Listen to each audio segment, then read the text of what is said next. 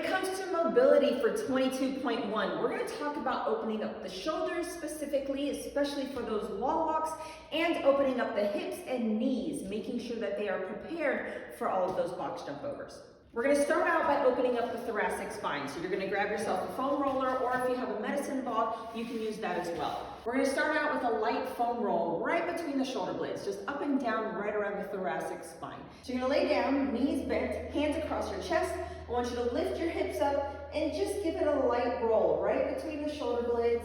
You can lean to one side and the other, and just go up and down for about 10 or 15 passes. Once you're done there, keep your hands across your chest, keep your hips on the floor, and now I want you to start at the base of your shoulder blades and stretch back.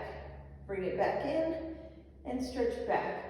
Be very mindful to not just arch and overextend your lower back. We want to try to keep that down and then just have the movement come from the shoulder blades right around that area. The thoracic spine is what we're looking to extend here. We don't want to just arch at the lower back, the lumbar spine. So keep those hands crossed and just make it a nice small movement. You'll do like 2 or 3 extensions and then slide down a bit until you get all the way up and down right between the shoulder blades.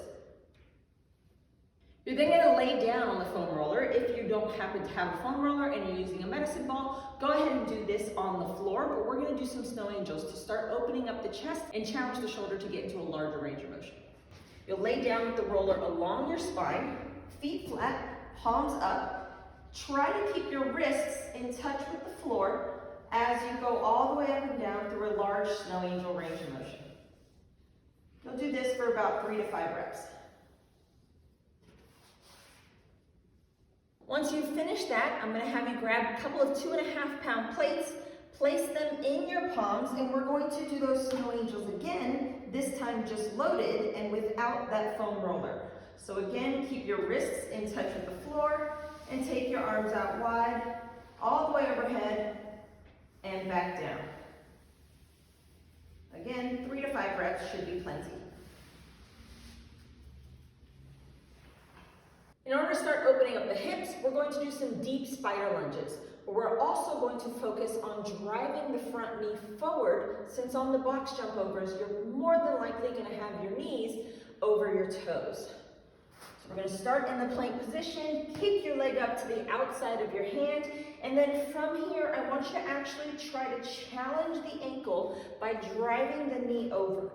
Then we can start dropping the hips or dropping the elbow down towards that heel or towards that ankle and rotating towards that knee. You'll see that my back knee is down so that I can drive this knee forward at the same time that I'm driving down with my hips.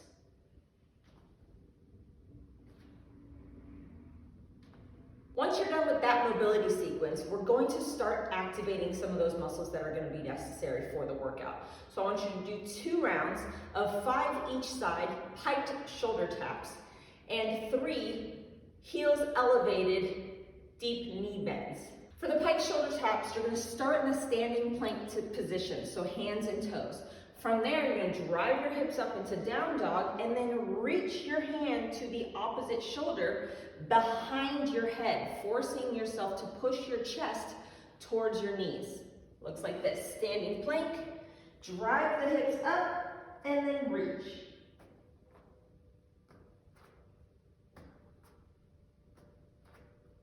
For the deep knee bends, I want you to hold on to a rib. Lift all the way up onto your toes and then sink straight down. You'll see that I'm getting a very far forward motion of the knees. This is going to challenge your knees. If this is painful, stick to a range of motion that is comfortable, and then be mindful of that when you're doing your box jump overs. All the way down, we're going to do 3 reps, all the way back up, and then the last rep, we're just going to hold for about 10 seconds. Hold that with your heels elevated. Again, a very big compression of the knee. And then after that 10 seconds, we're going to drop the heels down, still trying to push the knees forward. We'll then hold that for another 10 seconds.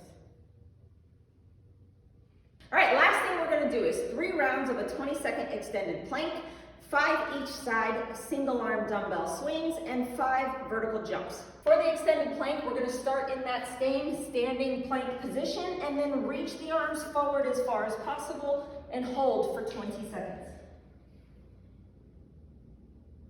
For the dumbbell swings, I want you to make sure that your hand is in a neutral position, meaning your thumb is facing forward in the bottom and facing back at the top. This is a much more accessible, much more comfortable position for the shoulder.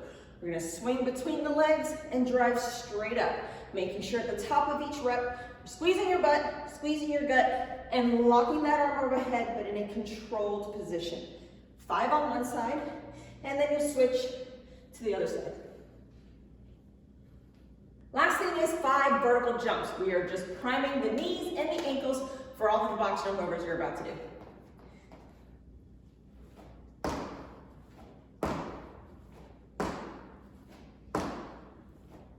Once you're done with all that, you're gonna wanna make sure that you go through at least 2 rounds of all the movements. Pretend like 3, 2, 1, go has started and you are taking it seriously. You want to ramp your heart rate up before the start of the clock.